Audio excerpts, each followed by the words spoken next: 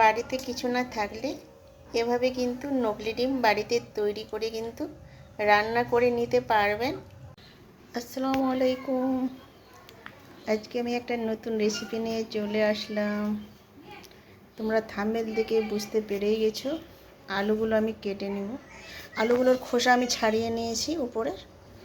এবার আলুটাকে আমি কেটে নেব। আলুগুলো কেটে নিয়েছি। আগে থেকে কিন্তু আমি জল বসিয়ে দিয়েছিলাম ইন্ডাকশনে। আমি আলুটাকে সিদ্ধ করে নেব। আগে আমি সিদ্ধ করে রান্না করব। আলুগুলো সিদ্ধ হয়ে গেছে, এবার আমি তুলে নিব। প্লাস্টিকের ঝুড়ি নিয়েছি, প্লাস্টিকের ঝুড়িতে আমি জলটাকে ঝরিয়ে নিতে হবে। জলটাকে কিন্তু ঝরিয়ে নিতে হবে। এবার আমি বাকি কাজগুলো করে নেব। এখানে আমি 250 গ্রাম ছানা নিয়েছি। ভালোভাবে কিন্তু মেখে নেব। দেখো, ভালোভাবে কিন্তু মেখে নিয়েছি, একটাও কিন্তু দানা দানা নেই। বুঝতে পারছো বন্ধুরা, আমি কিন্তু খুব সুন্দরভাবে কিন্তু আমি চটকে নিয়েছি। দেখো, একটাও দানা নেই। এবার আমি ভাগ করে নেব।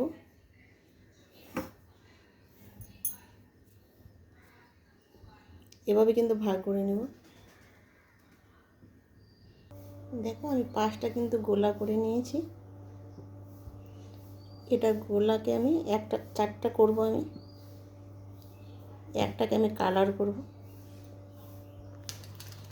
দেখো, এখানে আমি একটা কালার প্যাকেট নিয়ে আসলাম। এই প্যাকেটে একটু কিন্তু আমি কালার দিয়ে দেব একটা গোলার মধ্যে। 5টা গোলা করেছি, একটা গোলার মধ্যে একটু কালার দিয়ে দেব। একটু থেকে হয়ে যাবে কালার। এবার কিন্তু মেখে নেব। দেখো, ভালোভাবে কিন্তু মেখে নিয়েছি। এবার আমি 4টা গোলা করে নেব। যেহেতু এখানে 4টা গোলা করেছি, কালারওয়ালাটাও 4টা করে নেব। দেখো, 4টা গোলা করে নিয়েছি। এবার আমি হাত দিয়ে এইভাবে করে নেব, গোল গোল করে নেব। দেখো, এইভাবে কিন্তু করে নিতে হবে। দেখো, এইভাবে। দেখো, আমার গোলা করা কিন্তু হয়ে গেছে। এবার সাদাগুলো আমি আবার গোলা করে নেব। এভাবে করে নেব।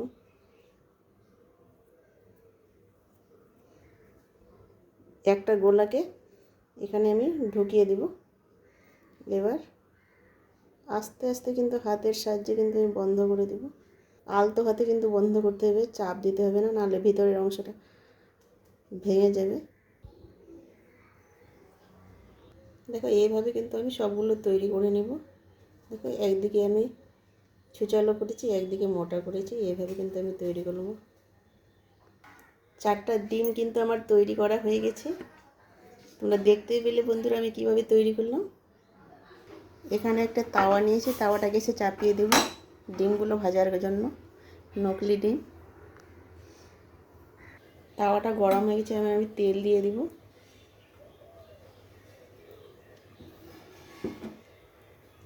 তেলটা গরম হয়ে গেছে, এবার আমি দিয়ে দিব।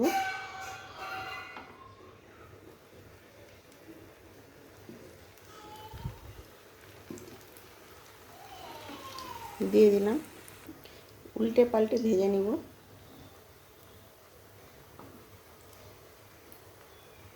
উল্টে পাল্টে ভেজে নিতে হবে। ডিমগুলো ভাজা হয়ে গেছে, এবার আমি তুলে নেব।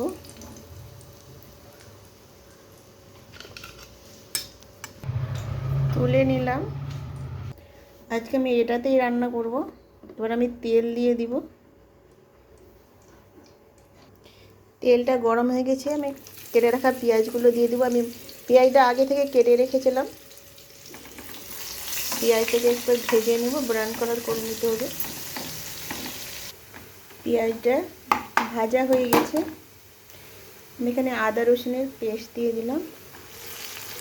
দিয়ে কিন্তু ভালোভাবে একটু মশলাটাকে ভেজে নিতে হবে, যেন কাঁচা গন্ধটা না থাকে। ভাজা হয়ে গেছে, একটু আমি জল দিয়ে দিব।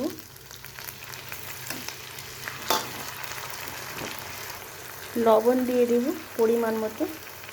হলুদ দিয়ে দিব পরিমাণ মতো। শুকনো লঙ্কা গুঁড়ো দিয়ে দিব। মানে যে যতটা ঝাল পছন্দ করে ওইভাবে দিবে কিন্তু। এবার ভালোভাবে মশলাটাকে একটু কষিয়ে নিব। মশলাটা কষানো হয়ে গেছে, এবার আমি সিদ্ধ করা আলুটাকে দিয়ে দিব। দিয়ে এবার ভালোভাবে কিন্তু আর একটু কষিয়ে নিতে হবে। 2-4 মিনিট কষালে কিন্তু হয়ে যাবে। কষানো হয়ে গেছে, আমি জল দিয়ে দেবো। এখানে কিন্তু আমি গরম জলটা ব্যবহার করছি, গরম জলটা দিলে কিন্তু ভালো হয়।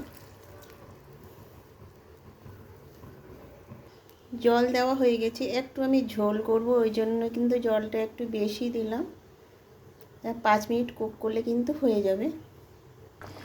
5 মিনিট পর ফিরে আসলাম। এবার আমি ডিমগুলো দিয়ে দিব।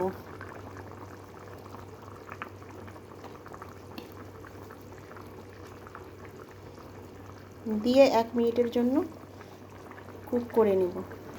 আমার রান্নাটা কিন্তু হয়ে গেছে। এবার আমি একটু জিরে গুঁড়ো দিয়ে দেব। জিরে গুঁড়োটা দিলে খেতে কিন্তু ভালো লাগে। আমি কিন্তু জিরে গুঁড়োটা দিইনি, আমি হওয়ার পর আমি জিরে গুঁড়োটা দিলাম। এবার গ্যাসটাকে বন্ধ করে দেব।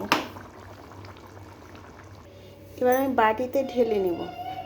এখানে একটা বাটি নিয়েছি, বাটিতে কিন্তু ঢেলে নিব।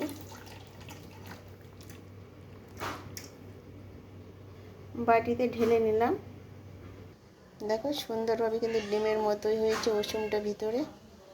দেখো দেখে বোঝা যাচ্ছে সুন্দরভাবে। কিন্তু এখানে ভিডিওটা শেষ করলাম। আল্লাহ হাফেজ।